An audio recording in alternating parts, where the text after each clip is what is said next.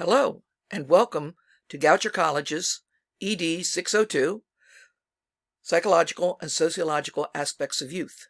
My name is Pat Abrams, and I am one of the two instructors that will be guiding you through this very omnibus course this particular semester, which is spring 2021. Tammy Coit is my co-instructor, and we have worked together for many years and look forward to working with you this semester. This video is designed to help you get through this course easily, successfully, and to give you some key points as to how we'll be working with you during the spring semester of 2021. Generally, we communicate at least weekly with emails via Canvas.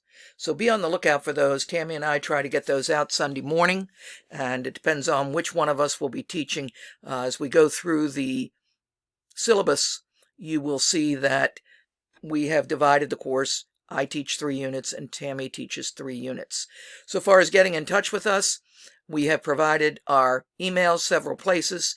Both of those are written here, and we also have our phone numbers here, our personal phone numbers, and you can text or call on those numbers.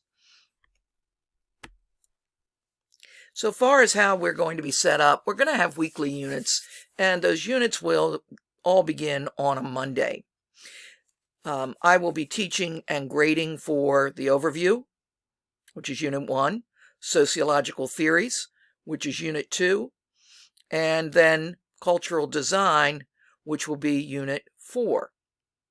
Tammy will be teaching and grading for the poverty unit, which is Unit 3, the race unit, which is Unit 5, and the crime unit, which is Unit 6. So there's really 6 units here. The overview and sociological theories is kind of combined together, and that will take us through the first month, really, of this course. If you have any questions, it would be easier if you email the instructor that is working on that particular unit. So we've put this here. We've also posted it online so that you will know which instructor you need to get in touch with, unless it's a general problem, and then obviously you can contact either Tammy or myself.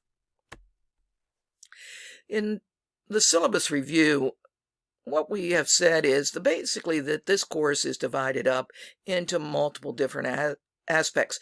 What we're essentially looking at is the social and psychological forces that impact the lives of our children in schools and their families. And as I said, since March 2020, there's been a tremendous sociological and psychological impact. You can see that there are many different forces that are competing for attention. And certainly with the schools closed and returning to hybrid or face-to-face learning, there's a lot of concerns so far as safety and welfare for our staff, our faculty, our administrators, and most of all our students. So these forces are certainly having a tremendous impact on our children and their families, and we see it in the news almost every day. So what a timely course for you all to be taking this. So our syllabus, is essentially saying this is what we're going to really be focused on. We're also going to look at inequalities of poverty and race and ethnicity, and how these disruptors actually take a look at the impact in the classroom, as well as crime, delinquency, and violence. So our standards follow the GPE course standards. We'll be focused on the A and B standards, and both 1, 2, and 3, you will be evaluated on those standards. So we will be, at the end of the course, going back and making sure that you are competent in these standard areas. And you'll notice that there is crossover with other courses, and Graduate Programs in Education is designed to reinforce courses. So you'll find that there are many aspects of this course that may be similar to other courses you have taken. I want to point out a couple things so far as being successful in this course. We have listed the follow-up assignments. The follow-up assignments are the main grades for those 5 main units. And you'll notice that they're 80% of your grade.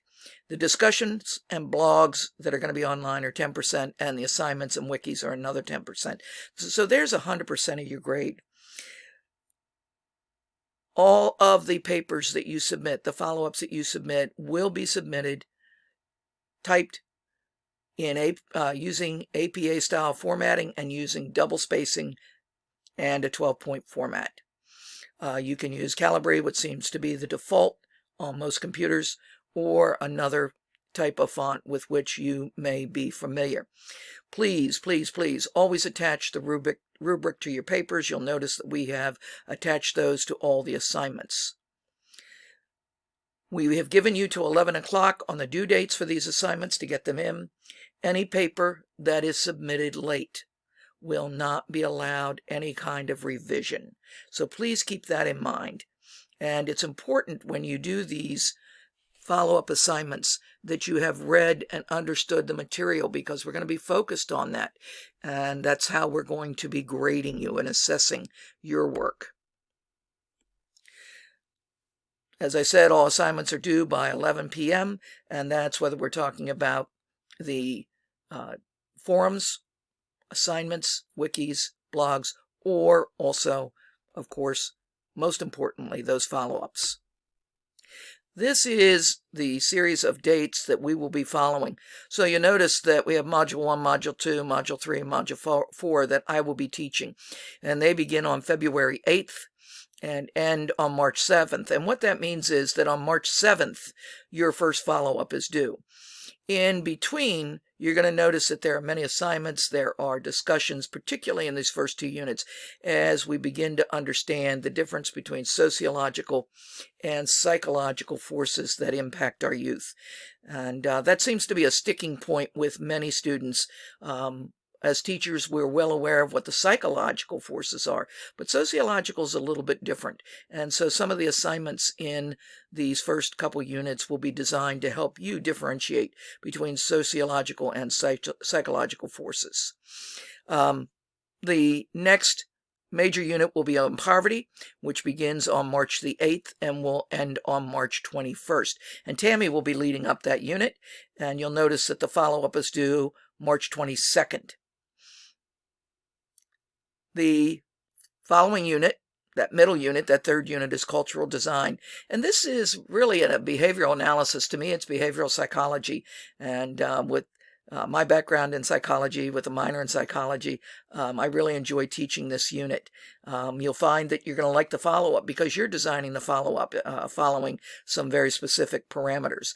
In the middle of this unit, we're going to be taking a spring break. So those of you that have a spring break this year, I know it's going to be short for many of our county areas, that we're going to be taking a break from March 29th through Easter Sunday, which is April 4th. And then we will reconvene on April 5th to finish this unit. And, if you want to work on the unit and submit materials during that time period, that's absolutely fine. I will be checking right along. If you want to wait and turn it in so that you have a break and can take some time to focus on other things, I know by that time most teachers will have returned to classes. At this point in time, I can't tell you when that will be. Depends on our county systems and how you will be returning. But I'm sure there's going to be some things that you will have to do as an educator to make that happen. So the follow-up again is due April 11th. Race and ethnicity, great course and material that you'll be covering with Tammy. That follow-up will be due April 26th. And, of course, our final and 5th unit on crime and violence. Certainly an interesting unit. I know I'm always very, very impressed with the material that you all bring to class in discussions. And Tammy, again, will be following up with that unit.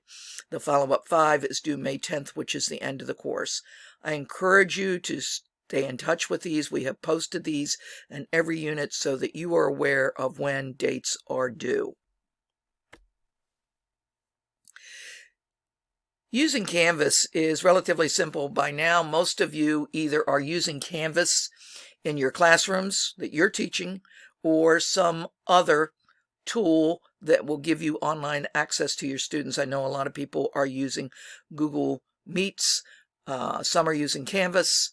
Some are using, I forget what Baltimore County has, but it's another online resource to allow you to work with students. We encourage you to make sure that you are getting everything in a timely manner. Please note that on wikis, blogs, discussions, if those things aren't posted by the due date and time of 11 o'clock, it's going to shut down because there's not going to be anybody there to continue a discussion with you. Written assignments and follow-ups may come in late, but understand that there are no revisions if they do come in late.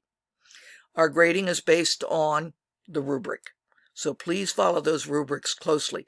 If you have any questions or concerns about the grading or the rubric, we try and leave as many pieces of information in your papers, particularly the follow-up, to help you understand our tools in assessing your work.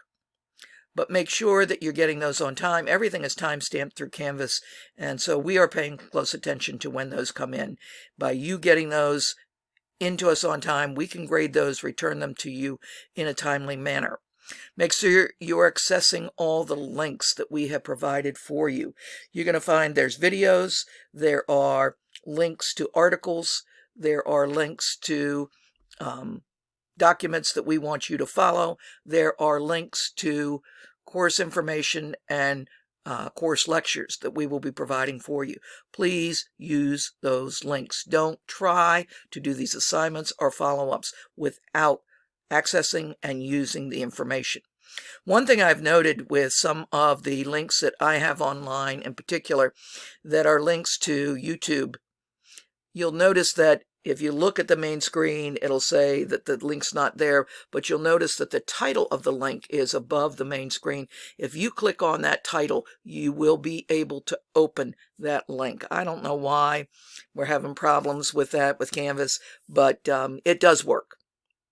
And again, you will be getting weekly messages from us, at least weekly messages, if not with more frequency. If we find that there's a problem that is cropping up with several students, we will address that problem as a group.